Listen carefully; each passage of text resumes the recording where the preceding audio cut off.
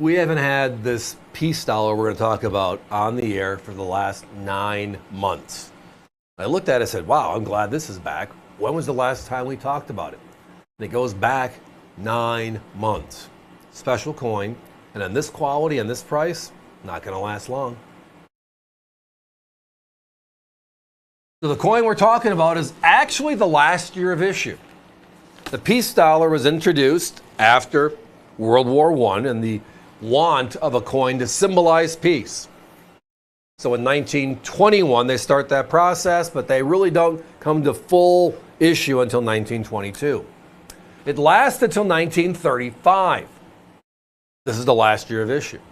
Now, if you look at the history of just precious metals in the United States in coins, in 1934, what happened?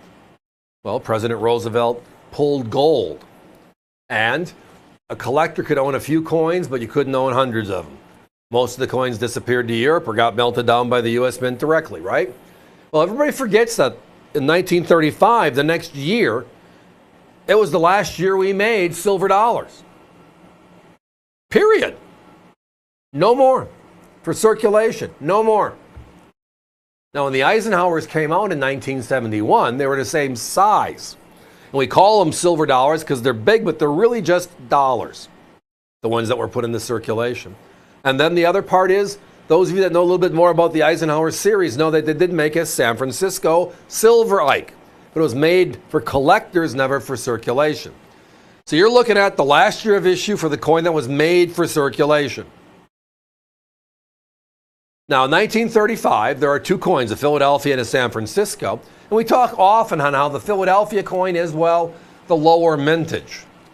But when you look at coins today, the difference is how many are known today. How many have been destroyed? And the Pittman Act of 1918 was what destroyed most of the Morgan dollars. Few people remember that during World War II, the Manhattan Project, the making of the atomic bomb, melted millions and millions and millions of peace dollars. So just like the Morgan series, the ones you have a hard time finding in quality condition are the ones closest to the door the last few years they made.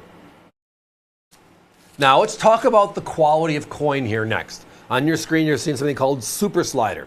On your holder, you're seeing something called about uncirculated. The grading system is a 70-point scale called the Sheldon scale. And the first 59 numbers are for circulated coins. The higher the number, the higher the quality of circulated. And then uncirculated hits with the number 60. These coins are called about uncirculated, or as Don nicknamed them years ago, super slider, because you look at it, it's like, wow, this is gorgeous. It's an unk. Well, if you're sending it into a grading service, their trained eyes are going to tell you that, no, this is really a brilliant coin. It's one of the finest known of a circulated grade, and they're going to come out at 53 to 55 on the scale. The difference is huge. A true uncirculated 35 should be north of $1,100 today. Now, I've seen a couple of them at, give or take, $1,000.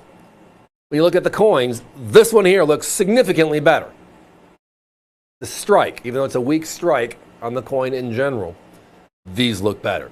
So I always recommend when you're buying these coins in unk, true 60s, buy them certified. And then it comes down to value, right? Value. You can buy a coin that looks this gorgeous, and maybe you believe firmly it's an unk. That's great. It means we did our job properly. But tonight, not $700 to $800 a coin, not $900 a coin for the same grade we're talking about here. We're at $249.95 while it lasts. Defender, that's just the name for the holder this is in. I know a number of you love this holder. It's kind of like a certified coin. It's the same size and feel. It fits some of your packaging better. We have them not in the holder as well. It's on our website. But tonight, the best value is this one. Look how gorgeous this is. Outright gorgeous.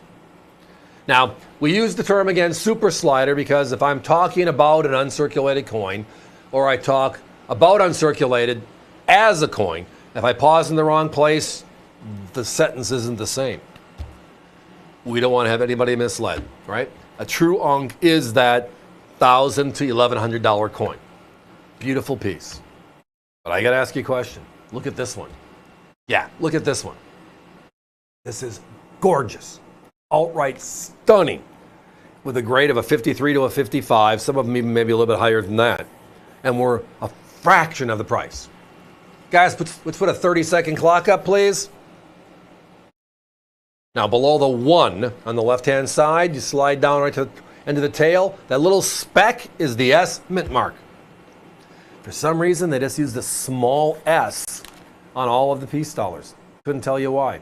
The obverse, look at the detail about where the middle of the coin is, her hairline. And there's detail there. That's usually a traditional unkish look. These are gorgeous. So again, not $700, $800, $900 for the same coin, not $1,000 to $1,100 for an unk. Tonight we have our super sliders, our about uncirculated, as the graphic shows you. The coin itself, $249.95.